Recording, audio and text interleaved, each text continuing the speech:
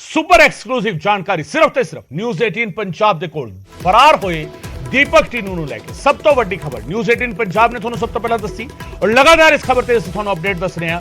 News 18 ਦੇ ਹੱਥ ਦੀਪਕ ਟੀਨੂ ਦਾ ਟਿਕਾਣਾ ਲੱਗਿਆ। ਅਫਰੀਕਾ ਦੇ ਵਿੱਚ ਦੀਪਕ ਟੀਨੂ ਮੌਜੂਦ ਹੈ। ਸੂਤਰਾਂ ਦੇ ਹਵਾਲੇ ਤੋਂ ਜਿਹੜੀ ਸਭ ਤੋਂ ਵੱਡੀ ਖਬਰ ਤੁਹਾਨੂੰ ਅਸੀਂ ਦੱਸ ਰਹੇ ਹਾਂ ਇਸ ਵੇਲੇ, ਪਹਿਲਾਂ ਭਾਰਤ ਛੱਡ ਕੇ ਮੌਰੀਸ਼ੀਅਸ ਗਿਆ ਸੀਗਾ ਦੀਪਕ ਟੀਨੂ ਤੇ ਮੌਰੀਸ਼ੀਅਸ ਤੋਂ ਬਾਅਦ ਹੁਣ ਅਫਰੀਕਾ ਪਹੁੰਚ ਚੁੱਕਾ ਹੈ ਟੀਨੂ। ਸੂਤਰਾਂ ਦੇ ਹਵਾਲੇ ਤੋਂ ਇਹ ਸਾਰੀ ਜਾਣਕਾਰੀ ਜਿਹੜਾ ਹੈਗਾ न्यूज़ 18 ने इकट्ठी की है और न्यूज़ 18 पंजाब ਤੁਹਾਨੂੰ ਸਭ ਤੋਂ ਪਹਿਲਾਂ ਦੱਸ ਰਿਹਾ ਹੈ ਕਿ ਇਹ ਕੈਟਾਗਰੀ ਦਾ ਗੈਂਗਸਟਰ ਦੀਪਕ ਟੀਨੂ ਹੈ ਕਿੱਥੇ ਇਸ ਵੇਲੇ ਦੀਪਕ ਟੀਨੂ ਅਫਰੀਕਾ ਦੇ ਵਿੱਚ ਹੈ।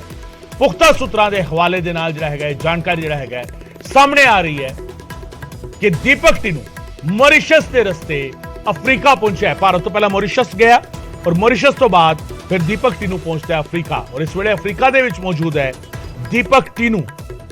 ਇਹ ਕੈਟਾਗਰੀ ਦਾ ਗੈਂਗਸਟਰ ਦੀਪਕ ਟੀਨੂ ਜਿਹੜਾ ਫਰਾਰ ਹੋ ਚੁੱਕਾ ਹੈ ਪੰਜਾਬ ਪੁਲਿਸ ਦੀ ਗਿਰਫਤ ਚੋਂ, ਜਿਹੜਾ ਫਰਾਰ ਹੋ ਚੁੱਕਾ ਹੈ ਮਾਨਸਾ ਸੀਆਈਏ ਸਟਾਫ ਦੇ ਇੰਚਾਰਜ ਦੀ ਗਿਰਫਤ ਤੋਂ, ਜਿਸ ਨੂੰ ਫਰਾਰ ਕਰਨ ਦੇ ਵਿੱਚ ਅਹਿਮ ਰੋਲ ਸੀਗਾ ਉਸ ਦੀ ਗਰਲਫ੍ਰੈਂਡ ਦਾ, ਜਿਸ ਨੂੰ ਫਰਾਰ ਕਰਨ ਦੇ ਵਿੱਚ ਲੁਧਿਆਣਾ ਦੇ ਇੱਕ ਜਿਮ ਮਾਲਕ ਦੀ ਭੂਮਿਕਾ ਸਾਹਮਣੇ ਆਈ, ਜਿਸ ਨੂੰ ਫਰਾਰ ਕਰਨ ਦੇ ਵਿੱਚ ਜਿਮ ਮਾਲਕ ਦੇ ਨਾਲ ਦੋ ਹੋਰ ਲੋਕਾਂ ਦੇ ਨਾਂ ਸਾਹਮਣੇ ਆਏ, ਤਿੰਨਾਂ ਦੀ ਗ੍ਰਿਫਤਾਰੀ ਹੋਈ। ਜਿਸ ਨੂੰ ਫਰਾਰ ਕਰਾਉਣ ਵਾਲਾ ਇੱਕ ਸ਼ਖਸ ਹਜੇ ਵੀ ਪੁਲਿਸ ਦੀ ਗਿਰਫਤ ਤੋਂ ਬਾਹਰ ਹੈ।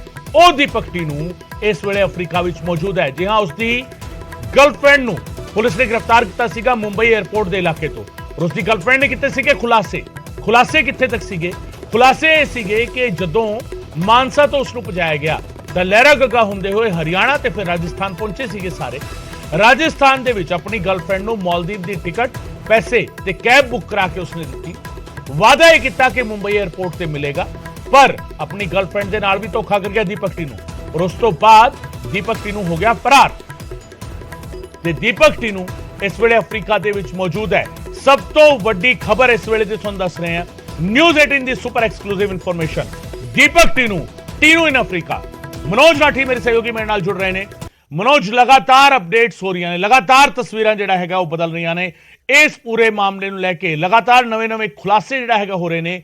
ਦੀਪਕ ਟੀਨੂ ਅਫਰੀਕਾ ਪਹੁੰਚ ਚੁੱਕਾ ਹੈ। ਚੈਲੰजिंग पोजीशन पंजाब पुलिस के लिए, केंद्रीय सुरक्षा एजेंसियों के लिए। मनोज, बिल्कुल गगन, बहुत ही चैलेंजिंग कह सकते हैं कि पुलिस वास्ते, क्योंकि पहला भी पुलिस की बहुत किरकिरी हो चुकी है। जे आप थोड़ा जा बैकग्राउंड चाहिए, दीपक टीनू किस तरह पुलिस के सीआईए इंचार्ज ਨੂੰ ਝਾਂਸਾ ਦਿੱਤਾ, ਉਸ ਤੋਂ ਬਾਅਦ ਉਹਦੀ ਹੀ ਕੋਠੀ ਤੋਂ ਉਹਦੀ ਸਰਕਾਰੀ ਕੋਠੀ ਤੋਂ ਫਰਾਰ ਹੋ ਜਾਂਦਾ ਹੈ ਤੇ ਕਿਸ ਤਰ੍ਹਾਂ ਵੀਆਈਪੀ ਟ੍ਰੀਟਮੈਂਟ ਦਿੱਤਾ ਗਿਆ ਸੀਗਾ, ਜਿਹੜਾ ਨਤੀਜਾ ਹੁਣ ਸਾਰੀ ਪੰਜਾਬ ਪੁਲਿਸ ਨੂੰ ਭੁਗਤਣਾ ਪੈ ਰਿਹਾ ਹੈ ਕਿ ਵੀਆਈਪੀ ਟ੍ਰੀਟਮੈਂਟ ਆਪਣੀ ਬਰੀਜ਼ਾ ਗੱਡੀ 'ਚ ਘੁਮਾ ਰਿਹਾ ਸੀਗਾ, ਬਿਨਾਂ ਹੱਥਕੜੀ, ਬਿਨਾਂ ਸਿਕਿਉਰਿਟੀ, ਬਿਨਾਂ ਕਿਸੇ ਨੂੰ ਦੱਸੇ, ਬੜਾ ਤਰੀਕੇ ਨਾਲ। ਅੱਜ ਹਾਲਾਂਕਿ ਉਹਦਾ ਰਿਮਾਂਡ ਖਤਮ ਹੋ ਰਿਹਾ ਤੇ ਉਹਨੂੰ ਪੇਸ਼ ਵੀ ਕੀਤਾ ਜਾ ਰਿਹਾ ਮਾਨਸਾ ਕੋਰਟ 'ਚ। ਲੇਕਿਨ ਹੁਣ ਜਿਹੜੀ ਜਾਣਕਾਰੀ ਸਾਡੇ ਕੋਲ ਮੌਜੂਦ ਹੈ, ਜਿਹੜੇ ਪੁਲਿਸ ਸੋਰਸਿਸ ਦੱਸ ਰਹੇ ਹਨ ਕਿ ਹੁਣ दीपक टीनू निकल चुका है, यानी कि विदेश भज गया है, यानी कि हुण पुलिस दे वास्ते होर एक वड्डी चुनौती, होर एक चौथा ना। पहला तो सीगे ही तीन, पहला बड़े गैंगस्टर सीगे ही कि विदेश बह के किस तरह असैंबल कर रहे हैं, चाहे वो सचिन थापन होवे, अनमोल बिश्नोई होवे, गोल्डी बराड़ होवे, लिपिन नेहरा भी हैगा जिहदा जिहड़ा जिक्र है वो सिद्धू मूसेवाले दी चार्जशीट च भी हैगा, वो भी हैगा। तो हुण एक होर पंजवां, यानी कि पंज हो गए, यानी कि हुण पंजवां भी पहुंच चुका है, यानी कि पंजवां भी हुण पुलिस वास्ते बड़ा चैलेंज हो चुका है कि हुण दीपक टीनू नूं किस तरह काबू किया जाएगा, क्योंकि उन्हें बड़े ही शातिर तरीके नाल ते जतिंदर कौर दे नाल हुण जिहड़ा केके है, ਉਹ ਜਿਹੜਾ केके राजवीर ते रजिंदर गोरा ਜਿਹੜਾ खुलासे कर रहे हैं वो भी हैरान कर देने वाले हैं। लगातार पुलिस सोर्सेज ਜਿਹੜੇ जानकारी दे रहे हैं कि ਜਿਹੜਾ ਹੁਣ ਪੁੱਛगिछ हो रही है, लगातार इंटेरोगेशन च पुੱਛगिछ हो रही है कि वो भी हैरान कर देने वाली पुੱਛगिछ। गगन, वो भी हैरान कर देने वाली, ਜਿਹੜੇ सीनियर्स पुੱਛगिछ कर रहे हैं उन्होंने जिस तरह की पुੱਛगिछ चीज़ां सामने आई हैं, बहुत ही हैरान कर देने वाली कि एक दिन का नहीं, 2 दिन का नहीं, बड़े समय तो, लंबे समय तो प्लैनिंग सी दीपक टीनू दी, लंबे समय तो प्लैनिंग चल रही सी, लंबे समय तो फरार होऊंगा, फरार होके किहड़ी ड्यूटी लाई गई, जेल च बह के जिहड़ी फरार होने की जिहड़ी प्लैनिंग सीगी, जतिंदर कौर नूं भी उहदी पूरी नॉलेज सीगी, उहदे जिहड़े साथी है कुलदीप कोहली ਤੇ ਜਿਹੜਾ ਹੋਰ ਉਹਦੇ ਜਿਹੜੇ ਸਾਥੀ ਹੈ ਗਗਨਦੀਪ ਹਜੇ ਫਰਾਰ ਹੈ,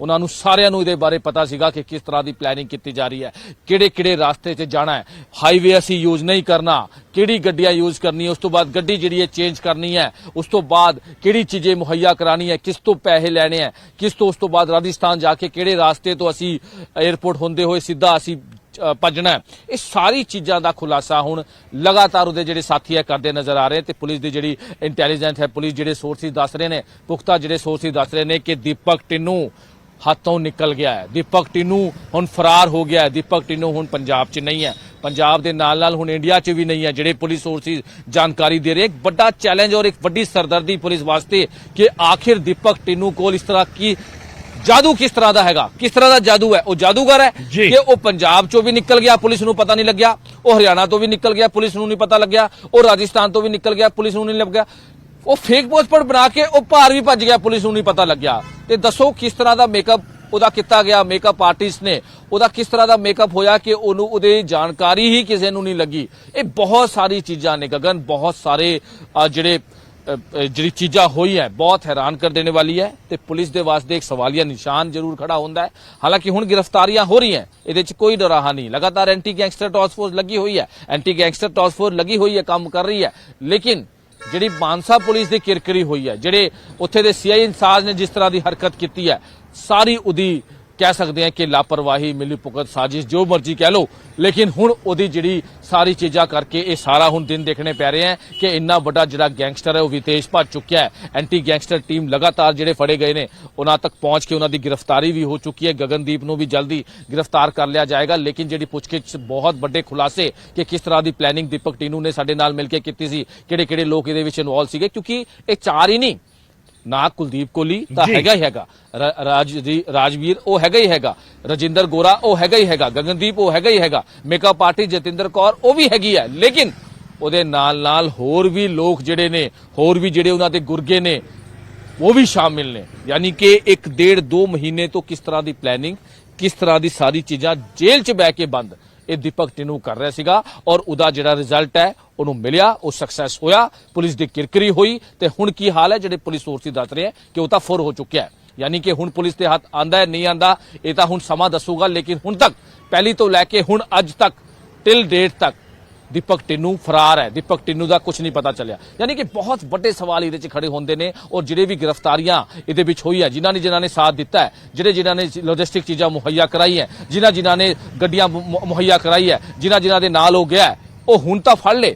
ਲੇਕਿਨ ਹੁਣ ਜਿਹੜੇ ਉਹ ਖੁਲਾਸੇ ਕਰ ਰਹੇ ਸਵਾਲ ਇੱਕ ਉੱਠਦਾ ਹੈ, ਬਹੁਤ ਹੀ ਹੈਰਾਨ ਸਵਾਲ ਇੱਕ ਉੱਠਦਾ ਹੈ ਸਵਾਲ ਇੱਕ ਉੱਠਦਾ ਹੈ ਕਿ ਸੱਪ ਤਾਂ ਲੰਘ ਗਿਆ, ਹੁਣ ਲੀਕ ਪਿੱਟੀ ਜਾਓ, ਕੋਈ ਫਾਇਦਾ ਨਹੀਂ। ਬਿਲਕੁਲ ਗਗਨ, ਜਿੱਦਾਂ ਲਗਾਤਾਰ ਅਸੀਂ ਜ਼ਿਕਰ ਕਰ ਰਹੇ ਹਾਂ, ਹਾਲਾਂਕਿ ਇਹ ਅਫਸਰ ਜ਼ਰੂਰ ਕਹਿੰਦੇ ਨਜ਼ਰ ਆ ਰਹੇ ਕਿ ਸਾਰੀ ਚੀਜ਼ਾਂ ਦਾ ਖੁਲਾਸਾ ਬਹੁਤ ਜਲਦ ਹੋਏਗਾ, ਬਹੁਤ ਜਲਦ ਸਾਰਾ ਖੁਲਾਸਾ ਹੋਏਗਾ।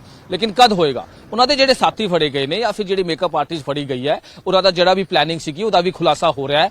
ਲੇਕਿਨ ਹੁਣ ਇਹਦੇ ਵਿੱਚ ਸਵਾਲ ਕਈ ਨੇ ਕਿ ਆਖਿਰ ਜਿਹੜੇ ਵੀ ਚੀਜ਼ਾਂ ਦੀ ਪਲੈਨਿੰਗ ਹੋਈ ਹੈ, ਜਿਹੜੀ ਵੀ ਚੀਜ਼ਾਂ ਮੁਹੱਈਆ ਕਰਾਈ ਗਈ ਹੈ, ਜਿਹੜੀ ਵੀ ਗੱਡੀਆਂ ਮੁਹੱਈਆ ਕਰਾਈ ਗਈਆਂ, ਜਿਹੜੀ ਵੀ ਜਿਸ ਤਰ੍ਹਾਂ ਦੀ ਪਲੈਨਿੰਗ ਕੀਤੀ ਗਈ ਹੈ, ਕਿਸ ਤੋਂ ਪੈਸੇ ਲਿੱਤੇ ਗਏ, ਕਿਸ ਤਰ੍ਹਾਂ ਦੀ ਹੋਈ ਹੈ, ਹੁਣ ਸਵਾਲੀਆ ਨਿਸ਼ਾਨ ਤਾਂ ਖੜਦਾ ਹੀ ਹੈ ਪੁਲਿਸ ਤੇ, ਜੇਲ੍ਹ ਪ੍ਰਸ਼ਾਸਨ ਤੇ ਕਿ ਆਖਿਰ ਇੰਨੀ ਢੀਲ ਕਿਉਂ ਦਿੱਤੀ ਗਈ। ਪਹਿਲਾ ਸਵਾਲ। ਦੂਜਾ ਸਵਾਲ, ਆਖਿਰ ਇੰਨੀ ਨਜ਼ਦੀਕੀਆਂ ਜਿਹੜੀਆਂ ਉਹ ਪੁਲਿਸ ਅਫਸਰਾਂ ਦੇ ਨਾਲ ਕਿਉਂ ਕੀਤੀ ਗਈ, ਜਿਹਦਾ ਰਿਜ਼ਲਟ ਇਹ ਹੈ। ਆਖਿਰ ਇੰਨੀ ਕਿ ਜਿਹੜਾ ਭਰੋਸਾ, ਕਿਉਂਕਿ ਪੁਲਿਸ ਅਫਸਰ ਇਹ ਵੀ ਕਹਿੰਦੇ ਨਜ਼ਰ ਆ ਰਹੇ ਸੀ ਕਿ ਪੰਜਾਬ ਪੁਲਿਸ ਨੇ ਇੱਕ ਅਫਸਰ ਤੇ ਭਰੋਸਾ ਕੀਤਾ ਸੀਗਾ ਤੇ ਉਹਨੇ ਜਿਹੜੀ ਹੈਗੀ ਉਹ ਨਲਾਇਕੀ ਕੀਤੀ ਹੈ। ਉਹ ਗੱਲ ਕਰ ਰਹੇ ਪ੍ਰੀਤਪਾਲ ਦੀ, ਉਹਦੇ ਤੇ ਭਰੋਸਾ ਕੀਤਾ ਸੀਗਾ ਔਰ ਉਹਦੇ ਭਰੋਸਾ ਤੋੜਿਆ ਹੈ। ਪੰਜਾਬ ਪੁਲਿਸ ਦੇ ਅਫਸਰਾਂ ਦਾ ਸਵਾਲ ਕਿਉਂ ਮਨੋਜ? ਸਵਾਲ ਇੱਕ ਹੋਰ ਹੈ, ਸਵਾਲ ਇੱਥੇ ਇੱਕ ਹੋਰ ਹੈ ਕਿ ਪ੍ਰਿਤਪਾਲ ਤੇ ਇਕੱਲੇ ਸਵਾਲ ਕਿਉਂ? ਸੀਆਈਏ ਸਟਾਫ ਦੀ ਰਿਪੋਰਟਿੰਗ ਕਿਸ ਨੂੰ ਹੁੰਦੀ ਹੈ ਪੁਲਿਸ ਦੇ ਵਿੱਚ? ਮਨੋਜ, ਕਾਫੀ ਟਾਈਮ ਤੋਂ ਤੁਸੀਂ ਕਵਰ ਕਰ ਰਹੇ ਹੋ, ਸੀਆਈਏ ਸਟਾਫ ਡਾਇਰੈਕਟ ਕਿਸ ਨੂੰ ਰਿਪੋਰਟਿੰਗ ਕਰਦਾ ਹੈ? ਸਵਾਲ ਉਸ ਅਧਿਕਾਰੀ ਤੇ ਕਿਉਂ ਨਹੀਂ? ਦੇਖੋ ਗਗਨ, ਬਿਲਕੁਲ ਤੁਹਾਡਾ ਸਵਾਲ ਬਿਲਕੁਲ ਜਾਇਜ਼ ਹੈ ਕਿ ਆਖਿਰ ਜਿਹੜਾ ਸੀਆਈਏ, ਕਿਉਂਕਿ ਸੀਆਈਏ ਹੁੰਦਾ ਹੈ, ਕਿਸੇ ਵੀ ਜ਼ਿਲ੍ਹੇ ਦਾ ਜਿਹੜਾ ਸੀਆਈਏ ਸਟਾਫ ਹੁੰਦਾ ਹੈ ਗਗਨ, ਉਹ ਇੱਕ ਰੀੜ ਦੀ ਹੱਡੀ ਹੁੰਦਾ ਹੈ, ਇੱਕ ਬਹੁਤ ਵੱਡਾ ਮਹਿਕਮਾ ਹੁੰਦਾ ਹੈ। ਜਿਹੜੇ ਵੀ ਹੀਨੀਅਸ ਕ੍ਰਾਈਮ ਹੁੰਦੇ, ਜਿਹੜੇ ਵੀ ਵੱਡੇ ਕ੍ਰਾਈਮ ਹੁੰਦੇ ਹੈ, ਚਾਹੇ ਉਹ ਗੈਂਗਸਟਰਾਂ ਤੋਂ ਰਿਲੇਟਡ ਹੋਵੇ, ਚਾਹੇ ਉਹ ਵੱਡੇ ਅਪਰਾਧੀਆਂ ਤੋਂ ਹੋਵੇ, ਉਹ ਸਾਰੀ ਜਿਹੜੀ ਪੁੱਛਗਿੱਛ ਹੁੰਦੀ ਹੈ ਉਹ ਸੀਆਈਏ ਕਰਦਾ ਹੈ ਕਿਸੇ ਵੀ ਜ਼ਿਲ੍ਹੇ ਦਾ। ਔਰ ਉਹਨਾਂ ਦਾ ਜਿਹੜਾ ਸਿੱਧਾ ਡਾਇਰੈਕਟ ਇੰਚਾਰਜ ਹੁੰਦਾ ਹੈ ਉਹ ਹੁੰਦਾ ਹੈ ਐਸਐਸਪੀ, ਜ਼ਿਲ੍ਹੇ ਦਾ ਐਸਐਸਪੀ। ਹਾਲਾਂਕਿ ਇਸ ਕੇਸ 'ਚ ਮਾਨਸਾ ਦੇ ਐਸਐਸਪੀ ਉਹ ਕਲੀਅਰ ਕਰ ਚੁੱਕੇ ਨੇ, ਉਹ ਪ੍ਰੈਸ ਕਾਨਫਰੰਸ ਵੀ ਕਰਕੇ ਕਲੀਅਰ ਕਰ ਚੁੱਕੇ ਨੇ ਕਿ ਮੈਨੂੰ ਪ੍ਰੀਤਪਾਲ ਨੇ ਕਿਸੇ ਵੀ ਤਰ੍ਹਾਂ ਦੀ ਕੋਈ ਵੀ ਜਾਣਕਾਰੀ ਨਹੀਂ ਦਿੱਤੀ ਸੀ ਕਿ ਮੈਂ ਇਸ ਨੂੰ ਕਿੱਥੇ ਲੈ ਕੇ ਜਾਣਾ ਹੈ, ਕਿਉਂਕਿ ਸੀਆਈਏ ਇੰਚਾਰਜ ਡਾਇਰੈਕਟ ਟੱਚ ਹੁੰਦਾ ਹੈ ਐਸਐਸਪੀ ਦੇ ਨਾਲ। ਐਸਐਸਪੀ ਸਾਰੀ ਹਿਦਾਇਤਾਂ ਦਿੰਦਾ ਹੈ, ਐਸਐਸਪੀ ਆਰਡਰ ਦਿੰਦਾ ਹੈ, ਕਿਉਂਕਿ ਇਹ ਥਾਣਾ ਨਹੀਂ ਹੈ, ਇਹ ਸਿੰਪਲ ਥਾਣਾ ਨਹੀਂ ਹੈ ਕਿ ਥਾਣੇ ਦਾ ਜਿਹੜਾ ਚਾਰਜ ਹੈ ਉਹ ਡੀਐਸਪੀ ਦੇਖੂਗਾ, ਫਿਰ ਐਸਪੀ ਦੇਖੂਗਾ, ਉਸ ਤੋਂ ਬਾਅਦ ਐਸਐਸਪੀ ਦੇਖੂਗਾ। ਨਹੀਂ, ਬਿਲਕੁਲ CIA ਦਾ ਬਿਲਕੁਲ ਜਿਹੜਾ ਬਿਲकुल ਕੰਮ ਮਨੋਜ, ਔਰ ਇਹ ਸਵਾਲ ਜਿਹੜੇ ਹੈਗੇ ਉਹ ਲਗਾਤਾਰ ਉੱਠ ਰਹੇ ਨੇ। ਔਰ ਤੁਹਾਨੂੰ ਦੱਸ